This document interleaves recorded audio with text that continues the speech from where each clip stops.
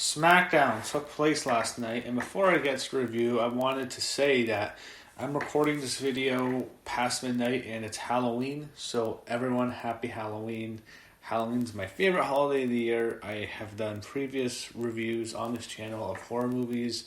You can check them all out. You can search for the history. I have them on playlists. I have a whole bunch of horror movie classics I've reviewed.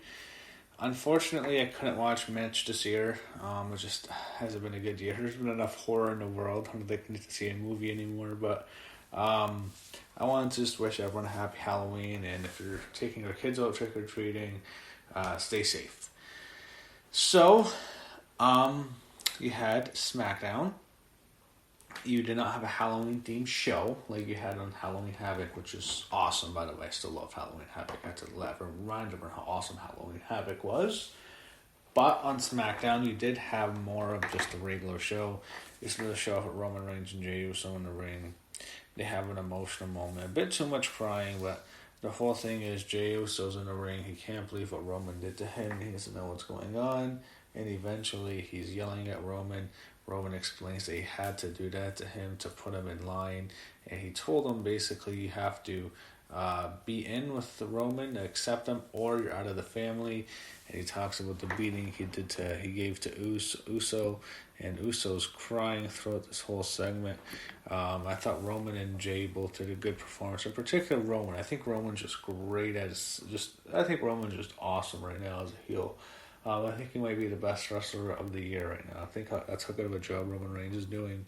It was really well done. Roman and Uso both had good performances, and they dragged it out till the end of the show. You had a qualifying match, Kevin Owens against Dolph Ziggler. So when Dolph Ziggler's on my TV screen, I immediately zone out now. I just zone out. I can't watch. Owens gets the win. We knew he'd win. Ziggler really shouldn't be on wrestling anymore. I just don't want him on my TV anymore. Roode can go with him. They go after the match. They had a video package on Daniel Bryan. They had Natalya and Billie Kay both demanded Adam Pearce with them in the title match. You had Bianca Belair there. She intervened, and then eventually you set up a triple threat. Winners on the team. You had Corey Graves interview Lars Sullivan. This was interesting. We haven't seen Lars in this kind of situation. You had, I don't know, I thought this was pretty average. I don't know, there's something about Lars Sullivan. I don't know, I just feel like the guy, I don't want to get into it. It's just, I'm not a fan of him. You had Aaliyah Mysterio backstage with Murphy, and they're still doing this fucking storyline. I want the storyline to be over. I want it ended. I like Ray, but I don't need to see his family on TV every single week. This feud should have ended weeks ago.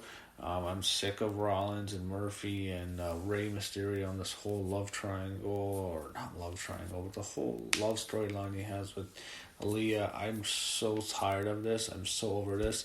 This should have been ended on Raw. Now they had to drag it from Raw all the way to SmackDown, and it sucks. You had before that, after that, you went to a triple threat qualifying match. You had Bianca Belair against Natalya and Billie Kay. Pretty obvious who's taking this. It's not going to be Billie Kay. It's going to be Bianca Belair. She's winning. I think she'll probably be the last woman standing, to be honest. She can be a star. She has a lot of potential. She was wearing an orange theme outfit for Halloween, of course, and Bianca got the win here. She hit the KOD on Billie Kay, and she is the first member of the team.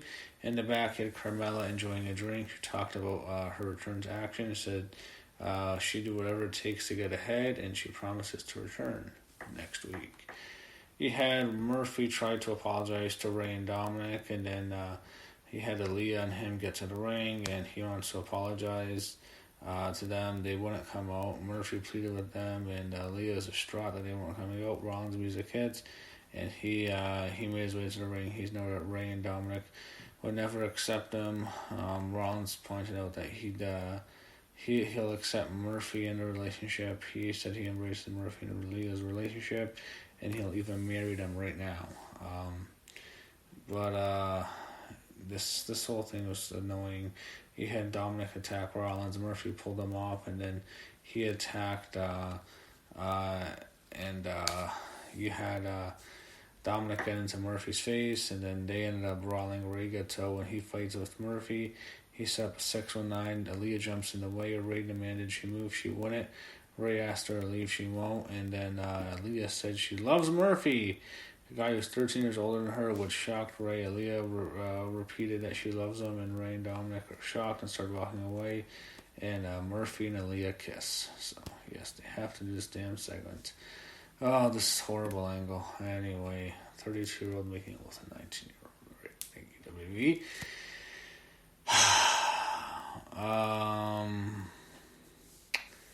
Look, this was a well-done segment. Everyone did their job. I just don't want to see it. I'm just not a fan of it. They had Daniel Bryan getting ready for his match backstage against Jey Uso.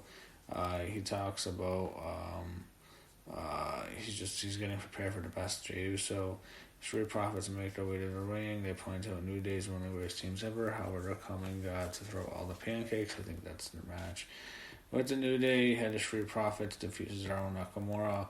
Nakamura, wasn't it a few years ago he won the Rumble? No, not much. Cesaro, wasn't too long ago when it was actually several years ago when he won the Andre Battle Royal, but yeah, nothing much with these two, unfortunately. Things just don't work out. They had Sami Zayn. He's doing the Survivor Series match against Bobby Lashley. I don't need to see this fucking segment. He rips Lashley for representing only one country. It's just annoying. I hate Sammy. The problem is I don't want to watch a repeat of this fucking feud. I saw this 2 years ago. It was horrible. He had a Sasha Banks promo. Sasha comes out as a new champ. She has the belt on her waist, the full piece outfit, and she has the chair with her, and she sits on the chair. She thanks Bayley, and she knows Bayley stabbed her in the back. She says she never needed Bayley. Banks is the blueprint and proud to be the SmackDown Women's Champ. Bayley's in her past, and she's now focused on Asuka. Bayley was a kid, and she made her way to the ring. She's upset Banks took the chair from her, and she notes that Banks made her sign a contract under stress, so she didn't really lose the belt. And Bayley noted that everyone knows Banks can't beat Asuka without her, and Bayley challenged her to a match next week. And Oh no, there goes Sasha's title reign. Sasha has to defend her title against Bayley, and is it next week? Oh my god, we know how this ends. Sasha, I hope Bayley wins. It's a running gag that Sasha Banks wins the title, then loses it in 2 weeks. I think that'd be funny if they actually put Bayley as champ and she beats Sasha Banks.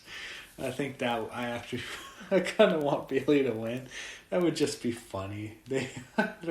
It's a thing. She can't have a long title reign. I don't know. Maybe that happens. You never know. But I think Sasha will win. You had Jey Uso and Daniel Bryan as the main event. So this whole thing was it was centered around the heel turn of Jey Uso, and of course him joining Roman Reigns and creating their faction. Well, they're a team right now. I'm sure when Jimmy comes back, there'll be a faction. But Jay turns on Daniel Bryan. He beats him cleanly, then he beats him up after the match. He says he's in with Roman. He's back in the family. And he kicks Daniel Bryan with a super kick, beats him up, puts him on the announce table, and does the Uso splash from the top rope all the way onto the outside through the announcer's table, crushing Daniel Bryan. He gets all the heat on Daniel Bryan. I didn't like how they used Daniel here, but at the same time, I don't know how much longer he's going to wrestle anyway, so it might not be a big deal. But this was well done. I thought they did this well. I thought it was handled well. I thought it was booked well. They made Uso as a heel. He is officially with Roman Reigns. I don't know what their new stable is named, but he's aligned with him. And that's how I thought this would end, with whole Roman beating him up, and then eventually he'll create a faction with the Usos. But Jay's back in the family, and he says Roman's the head of the table. I don't know if he called him the tribal chief, but he called him the head of the table. And that's how the segment ended. And that's how the show ended.